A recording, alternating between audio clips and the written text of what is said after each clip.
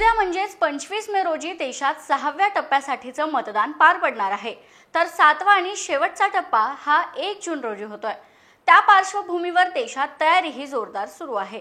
त्यात या लोकसभेच्या निवडणुकीपूर्वीच भाजपने अब की बार 400 पारचा नारा दिलाय। त्यानंतर भाजपने आपल्या प्रत्येक प्रचार सभेला संबोधित करताना नागरिकांना 400 पारची आठवणही करून दिली। भाजपच्या या नाऱ्यामुळे मात्र विरोधकांना धडकी भरली आहे।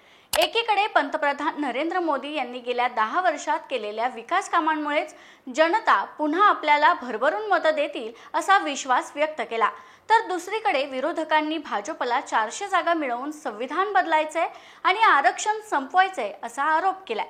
देशात हुकुमशाही व्यवस्था प्रस्थापित करण्यासाठी एनडीएने 400 जागांचा आकडा पार करण्याचे उद्दिष्ट ठेवल्याचंही विरोधकांनी म्हटलंय।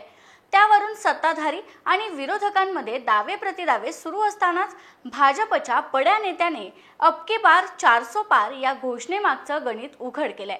त्यांनी भाजपला 400 जागांची गरज का आहे याविषयी मोठं वक्तव्य केलंय। भाजपचे ते नेते कोण आहेत आणि त्यांनी यामागचं कारण काय सांगितलंय याच विषयी आपण या व्हिडिओतून जाणून घेऊयात। नमस्कार, मी प्रतीक्षा नानावरे आणि तुम्ही पाहताय फॉर द पीपल न्यूज। व्हिडिओला सुरुवात करण्यापूर्वी आपण आमच्या चॅनलला सबस्क्राइब करा, लाईक व फॉलो जरूर करा। पोस्ट ग्रॅज्युएट डिग्री कोर्सच्या माध्यमातून परिपूर्ण राजकीय नेतृत्व घडवणारं आणि प्राध्यापक राहुल कराड यांच्या संकल्पनेतून साकारलेलं भारतातील पहिलं institute MIT school of government presents जागर लोकशाहीचा।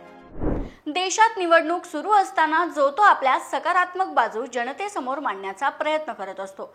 त्यात एनडीए आणि इंडिया आघाडी यांच्यात विविध मुद्द्यांवरून तुतुमैमे सुरू आहे। भाजपचं यंदाच्या लोकसभा निवडणुकीत 400हून अधिक जागांवर निवडून यायचं असं ध्येय आहे। त्यामुळेच भाजपने अब की बार 400 पार असा नारा दिलाय। भाजपच्या या घोषणेवर काँग्रेसचे नेते राहुल गांधी यांनी टीकाही केली होती। राहुल यांनी काही आठवड्यांपूर्वीच मध्य प्रदेशातील रतलाम येथे एका रॅलीला संबोधित करताना भाजपच्या या घोषणेवर निशाणा साधला।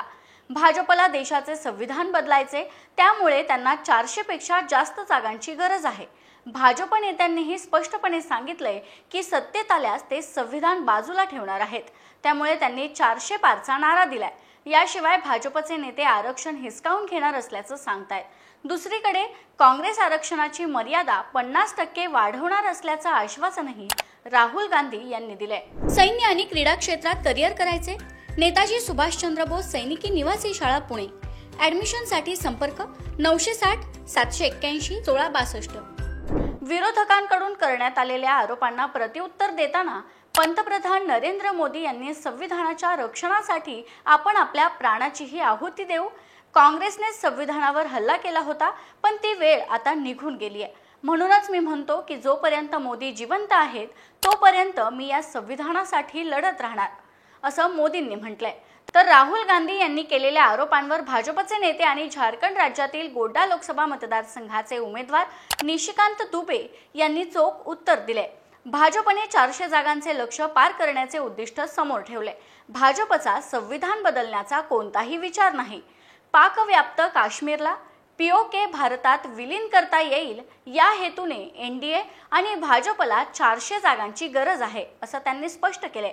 आता भाजपच्या या घोषणेवर विरोधकांनी केलेल्या टीकेमुळे सर्वसामान्यांच्याही मनात संविधान बदलाची भीती निर्माण झाल्याचं दिसून येत आहे।